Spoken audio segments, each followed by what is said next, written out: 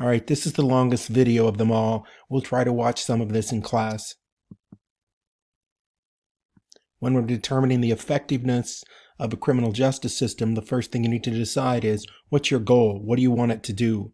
Our system is made up of institutions and processes responsible for enforcing criminal statutes. And I said that just so I can do this.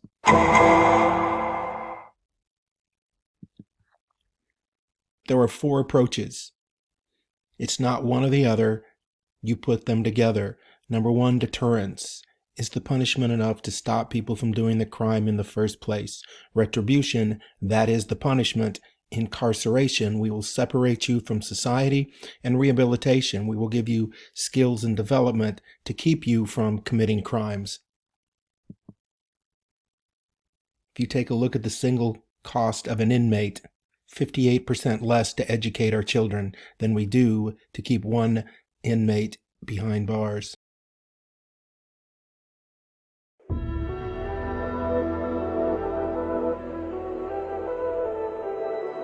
It's a system described as close to breaking point.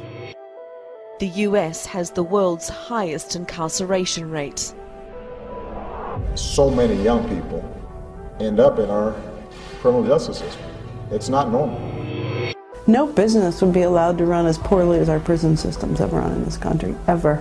The cost and the outcomes are abysmal. But is punishment the only way to deal with criminals? Or is the rehabilitation approach seen in some European jails the answer? And how should governments around the world deal with society's offenders?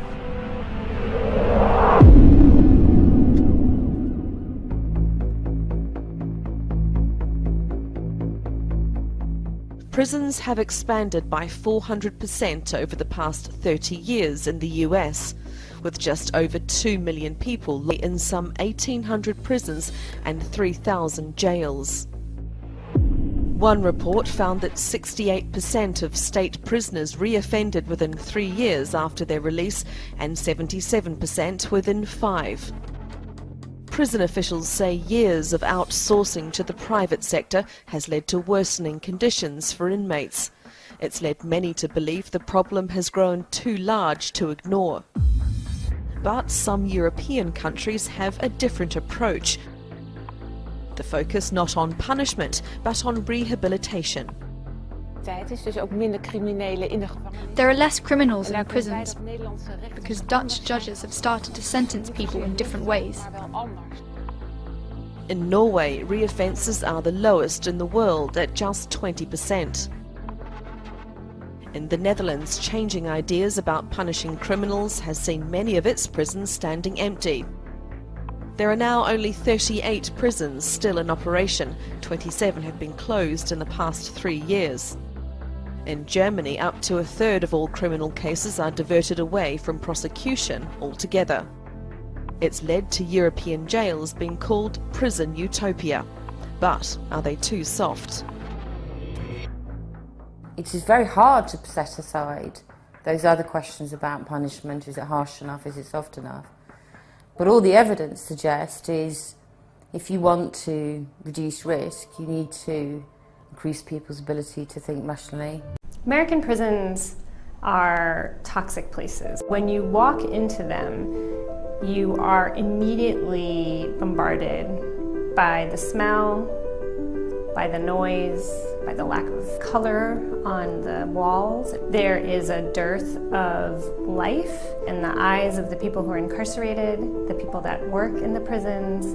There's little grass or trees, very little plant life.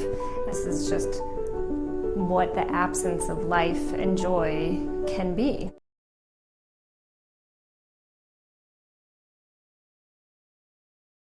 We went to Germany to understand how you can do things differently.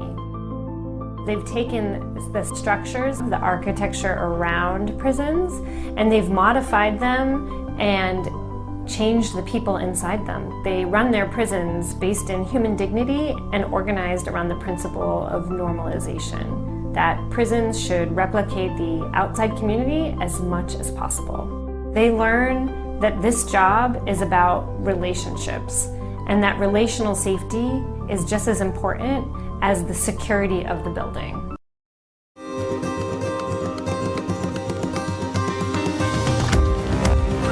My name is James Conway. I retired as superintendent of the Attica Correctional Facility in New York State after serving 38 years with the New York State Department of Correctional Services. New York State and the Department of Correctional Services are not responsible for you being an inmate. And that means you put yourself here. Don't blame the department, don't blame the staff, don't blame the judge, don't blame society. It was your actions that put yourself here.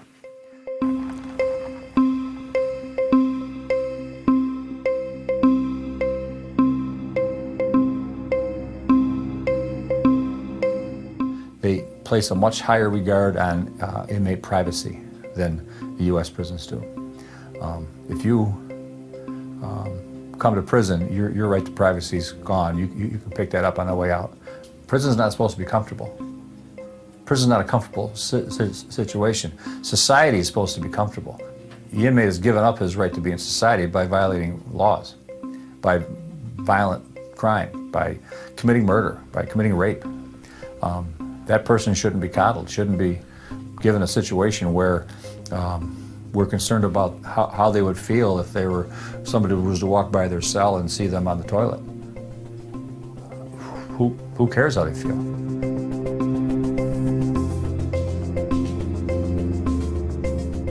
Jeg tror nok han vil bli overrasket over, ja, i hans øyne, hvor liberalt det kanskje er i Halden fengsel.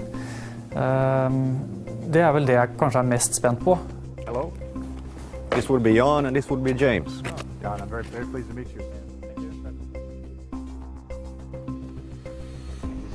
Yeah, and it would appear that you've chosen to construct your prison in a forest and a mountain area. Can you offer any explanation why that would be? Yeah, there is a thought behind that actually from the architect company and the building project. And that was to keep as much of the nature as possible. The reason for that is one of the principles in the Norwegian correctional services regarding normality, which means that you should serve under as normal conditions as possible. What would that building be over there? That's Unit C, one of the living areas with a total of 84 inmates. What have we here? What would this area be? This is the living room for the inmates sharing this room. It's a population of 10 inmates and down the corridor with each cell, and this is the joint living room. So this is where they watch TV, eat dinner, breakfast, and they have a washing room also because they wash their own clothes.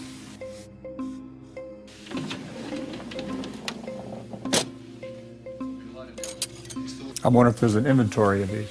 Is there a count of these? How many are here? It should be, and yeah, at least every time you leave the block, you will go through the metal detector. So,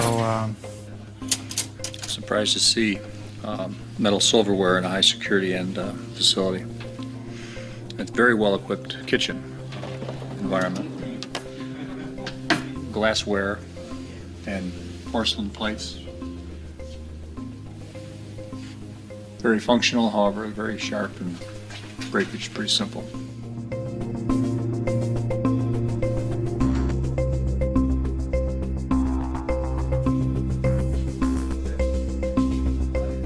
Don't have to bake them in a cake.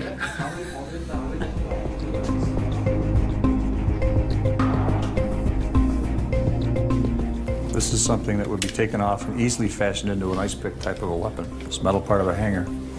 But point being, if there is a steel knife in a drawer around the corner, why would you need a hanger from a metal hanger?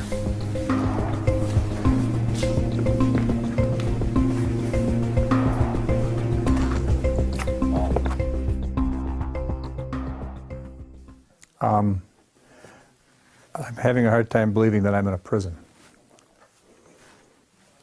I know there's a lot of different education and vocational programmings that are available for inmates to prepare them for work on the outside, but I must say I've never seen anything like this. This may be a little over the top. If I was to go to Attica's honor block and pick 4 or 5 inmates and sat them down and said, here's your project for today. I want you to draw me up the prison of your dreams. They would probably come back with some kind of a Halden model.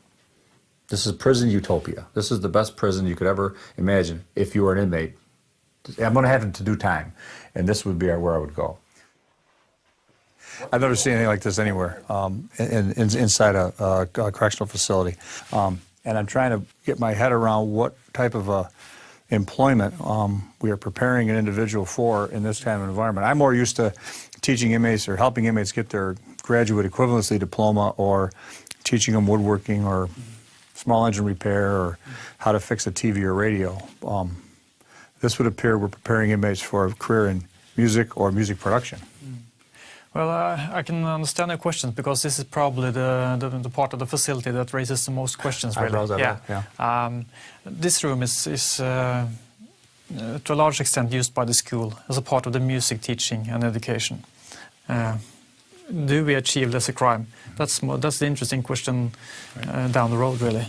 So everyone is leaving Halden prison and other Norwegian prisons one day, and then we have to focus on the life afterwards, actually. I don't think you can go any higher. I don't think you can go any more liberal, other than giving the inmates the keys. That's the only thing I could see differently, would be, why don't you give them the keys then? And trust them not to go back to the street. If you put that much faith in them and that much of a luxurious environment for them to live in, let them have the keys. So, why have them in prison anyway?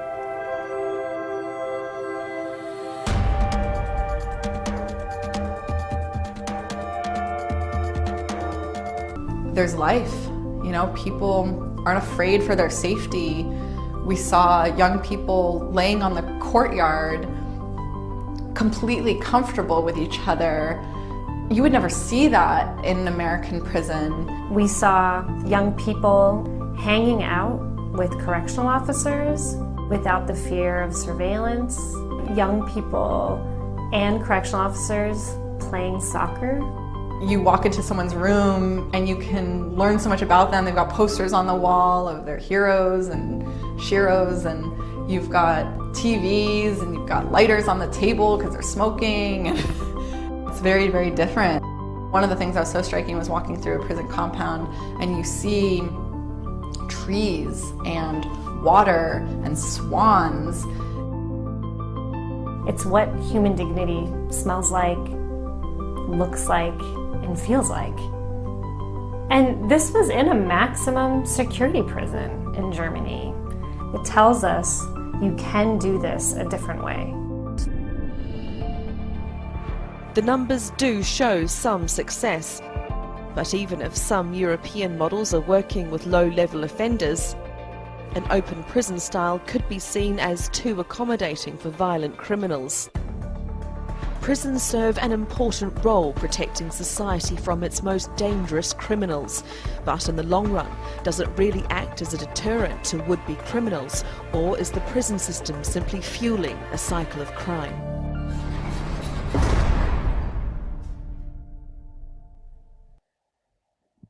Prison versus education cost. You can take a look at the states. You can see what we spend per inmate and what we spend per student. Prison is much more expensive than school.